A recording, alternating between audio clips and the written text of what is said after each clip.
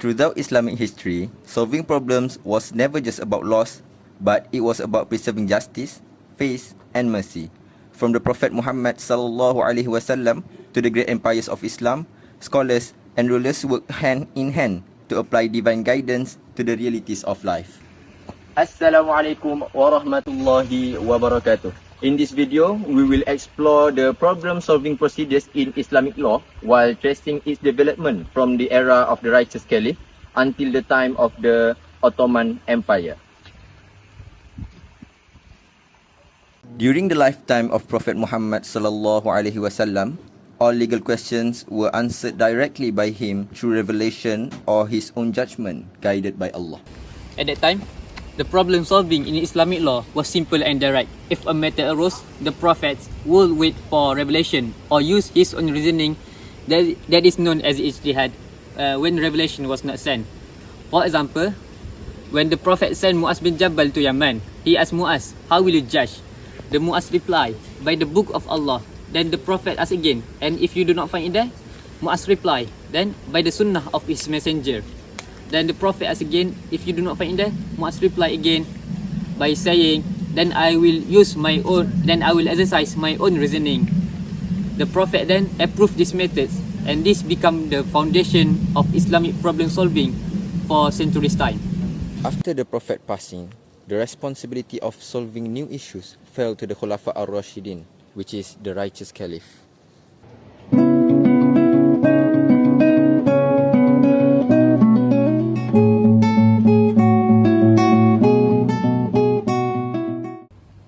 Abu Bakar radhiyallahu anhu relied heavily on the Quran and the Sunnah, but when no clear evidence existed, he consulted the companions by forming a shura or collective decision making.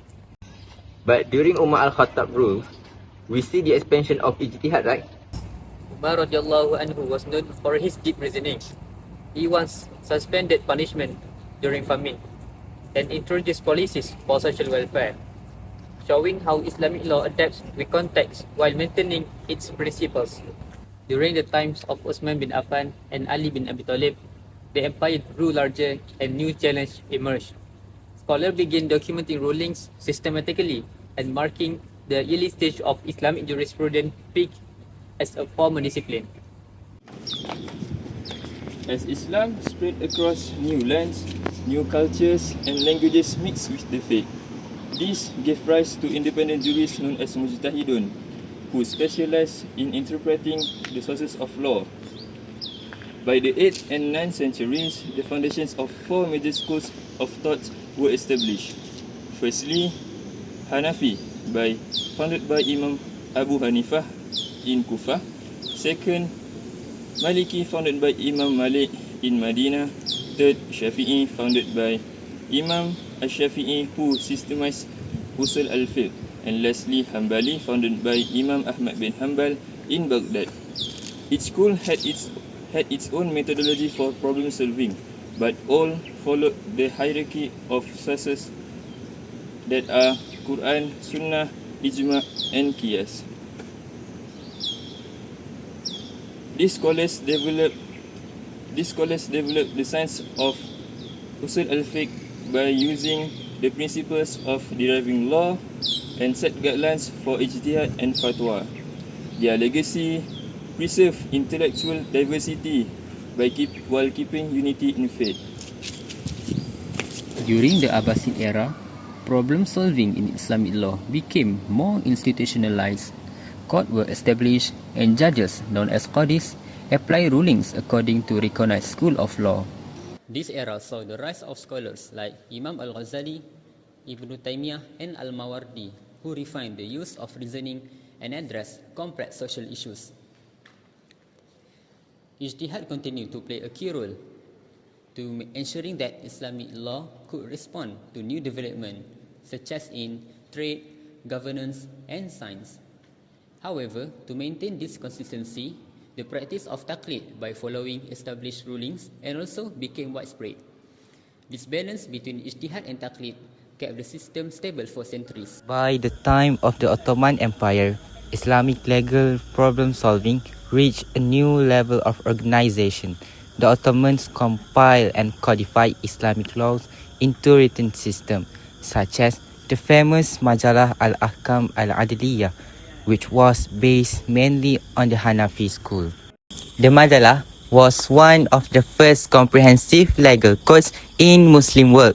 It showed that Sharia could coexist with a modern legal framework. Judicial institution, fatwa officers, religious council were all part of the Ottoman system. So, ensuring that problem solving in Islam remained alive and relevant.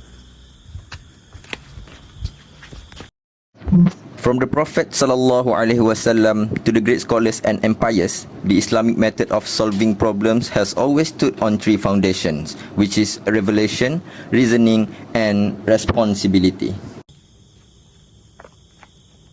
It began with divine revelation in the Prophet's time. Was developed through the wisdom and consultation by the Caliph, Expanded by jurists through ijtihad and faith. institutionalized under great empires like Abbasid and Ottoman. And its legacy continues today, guiding Muslims to solve problems, justice and mercy. This is the timeless beauty of Islamic law. Assalamualaikum warahmatullahi wabarakatuh. إن الله يأمر بالعدل والإحسان وإيتاء ذي القربى وينهى عن الفحشاء والمنكر والبغي يعظكم لعلكم تذكرون.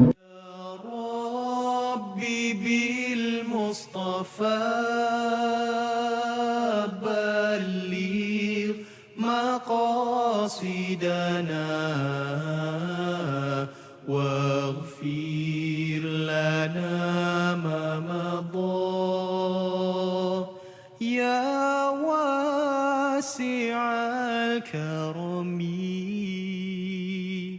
يا ربي بالمصطفى